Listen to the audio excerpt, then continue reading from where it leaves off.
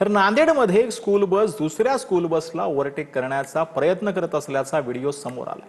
रोडवर उभ्या असलेल्या एका कारला स्कूल बस चालक आदळता थोडक्यात बचावलेला आहे। त्यामुळे विद्यार्थ्यांच्या सुरक्षेचा प्रश्न सध्या ऐरणीवर आलेला आहे।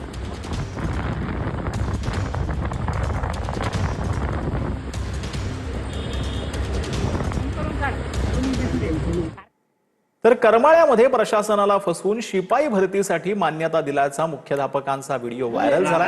अवधूत विद्यालयामध्ये बोगस शिपाई नियुक्ती मान्यता आणि शालार्थ आयडी प्रकरणात शासनाची कशी फसवणूक केली या संदर्भातील संवादाचा एक व्हिडिओ व्हायरल झाला। यात मुख्याध्यापक आणि काही व्यक्तींमध्ये संवाद होत असल्याचं दिसतंय। या प्रकरणामध्ये चौकशी करून कारवाईची मागणी देखील करण्यात आली। इमानदारीने सांगायचं संघटना विरोधावर आहेत माझ्या सगळ्या लोक किती विरोधावर आहेत हार गेले का अजून पुढे खरं सांगायचं का नाही गेलो माझ्या बेस आहे तेवढा मी चव्हाणच्या कामात इतका स्ट्रॉंग बेस आहे ऐका डुप्लिकेट आहे पण बेस आहे तुम्हाला ते बी सांगतो ऑर्डर डुप्लिकेट आहे पण बेस कसा आहे सांगायला पुढं तरी मी शासनाला वेंडगोळ करून त्याला ऍड केलेलं आहे ऐका शिकावी येत नाही मी का चव्हाण 2009 ला होता का कोर्टाने हा म्हणलं का नाही बेस केवढा केला लक्षात घ्या म्हणजे आपलं तरीच सरळ होणार आहे मान्यता देणार आहे आपल्या शासन आणि आपल्याला बाबर साहेब अप्रूव्ह करणार चौथ्याच्या ठरावाचा आदेश टाकून ओके म्हणणारे माणसं 5 जण रीतसर बसलेत स्टॅम्पिंग झालं आपण कार्यरत आहे सगळे त्यामुळे आपल्याविषयी कोणी बोंबला काय होत नाही झटवाकडं काय झालं तर चव्हाण सुद्धा आमच्या फौजदारी गुन्हे मागे दाखल झाले असते चव्हाण सुद्धा का टेकला त्याचे कारण आम्हालाच माहिती त्याला कसा हेडगोळ्यात गुतीला ते फक्त मला माहिती आहे उद्या नाही लागू द्या कामाला मला वाईट नाही मी त्याचे पैसे द्यायला होणार साहेबांना। या व्हिडिओमध्ये माजी शिक्षण अधिकारी भास्करराव बाबर यांचं नाव आलेलं असून आर्थिक देवाणघेवाणीचा उल्लेख आलेला आहे।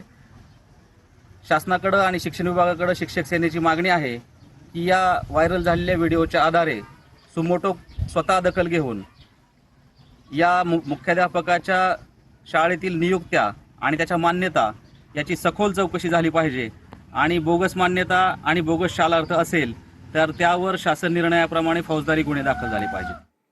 तर गोरेगावमध्ये दुधात भेसळ करणाऱ्या दोघांना अटक करण्यात आली। नामांकित कंपन्यांच्या दुधात भेसळ करून विक्री केल्याचा प्रकार समोर आलाय। मुंबई गुन्हे शाखेकडून दोघांना अटक करण्यात आली।